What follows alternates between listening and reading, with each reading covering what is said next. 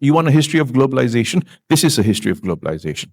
This is a history of globalization in the South, by the South, for the South. How did this identity become problematized and stigmatized? But words don't just become negative, they can become positive as well. Hello everyone. Let me introduce myself. My name is Akbar Gusti Rarjo, or usually called Akbar. I study at Pakuan University, majoring in computer science. I have a question for Miss Nisa. Miss Nia. Sorry, Miss.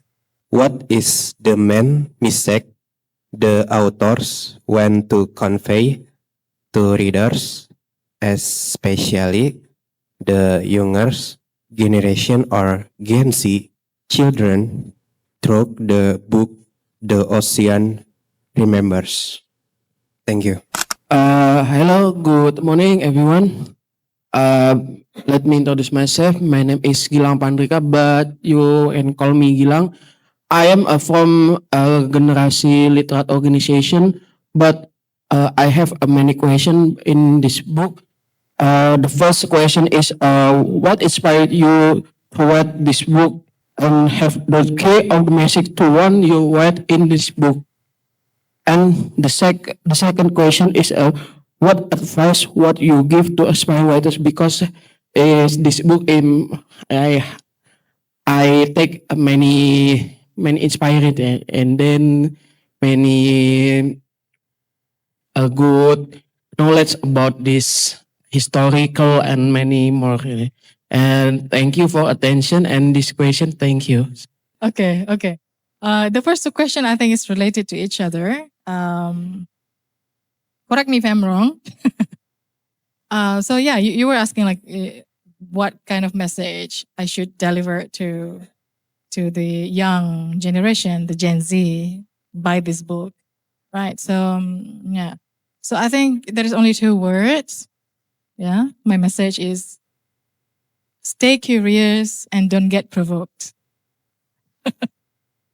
I think these two words, especially when the young generation now, the Gen Z, they live with the digital media, and this is the historical side of of that kind of racial issues, right? But what the Gen Z experience is directly on the social media, the digital platform. They read and they get divided. They read and they hate, right? They read, they fear, and they hate because of numerous posts delivered in the social media, playing with the issue of race, for instance. And I think you can relate too. Like there are many cases of how the Bangladeshi people, for instance, has been tarnished a lot on social media, calling them dirty, calling them that kind of calling them some kind of small animals swarming to the other countries, something like that. Very very negative connotation, which is racial issues and this sort of thing. And sometimes the post backed it up with some kind of pseudo evidences. They call it there's a kind of proof and evidences. But when you look, you should. I think people need to care more about the evidence that provided, whether it is it's not about it is hoax or fake. It needs you to go through extra lengths to make sure that that you don't end it up in a hate or fear of something that you don't know. So yeah, so that's the only things I think we can relate from this book. Because basically, if you look at the relation between the people, there are more things that connect us than what differ between us. So I would like people, the young generation to live in that kind of arena of positivity when they have that kind of imagination of race toward other people. My advice for younger generation is to always accord female academics the same respect that male academics get. So Dr. Nia's name is Dr. Nia, not Miss Nia. And I think that's important. Yeah.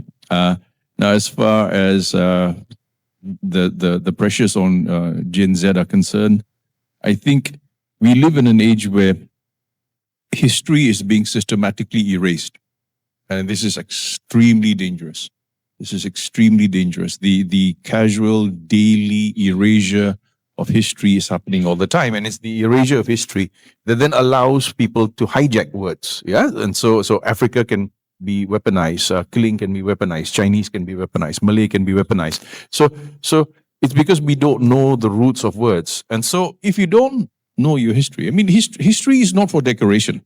Yeah, the reason why we do historical analysis is because, like I said, history basically records processes. Progression, it looks at how hierarchies and distinctions and categories are built. You understand history as a means of understanding how the world is structured around you. The world's not natural. Yeah, there's agency behind it. Now, if you do that, then I think perhaps, I'm not saying that it's a solution, but it perhaps, makes it more difficult for people to redefine terms or deploy words, in a nasty strategic manner, which we see all the time happening in social media today. And social media is not, there's no a podcast that can match actually reading the archives. For those of us who work in archives, there's no TikTok video, no 5-minute, 10-minute podcast can match actually doing the research.